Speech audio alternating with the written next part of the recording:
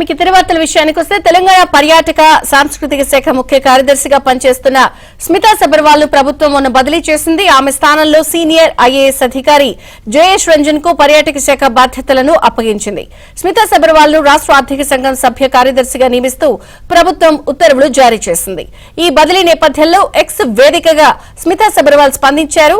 భగవద్గీతలోని కర్మణ్యే వాదికారస్తే మా ఫలేషు కదాచన శ్లోకాన్ని ఉటంకిస్తూ ఆమె తన పోస్ట్ ను ప్రారంభించారు. పర్యాటక శాఖలో 4 నెలలు పనిచేశాను, అత్యుత్తమంగా సేవలు అందించేందుకు ప్రయత్నించాను.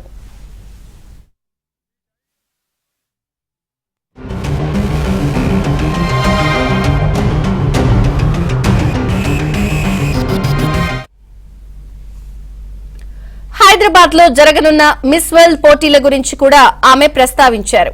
ఒక గ్లోబల్ ఈవెంట్ కు అవసరమైన ప్రణాళిక, మౌలిక సదుపాయాల ఏర్పాటుకు పునాది వేశాను.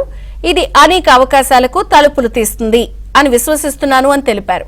స్మితా సబర్వాల్ చేసిన ఈ పోస్టుపై పలువురు నెటిజన్లు వివిధ రకాలుగా స్పందిస్తున్నారు. ఇటీవల హైదరాబాద్ శివార్లలోని కంచగచ్చిబౌలి భూముల కేటాయింపు వ్యవహారంలో స్మితా సబర్వాల్ ప్రభుత్వ వైఖరిని ప్రశ్నిస్తూ సోషల్ మీడియాలో పోస్ట్ చేయడం చర్చనీయాంశమైంది. ఈ వివాదం నేపథ్యంలోనే ఆమెపై బదిలీ వేటు పడి ఉండవచ్చని రాజకీయ విశ్లేషకులు అభిప్రాయపడుతున్నారు. కంచగచ్చిబౌలి భూముల అంశంలో ఆమెకు పోలీసులు నోటీసులు కూడా జారీ చేసిన విషయం తెలిసిందే.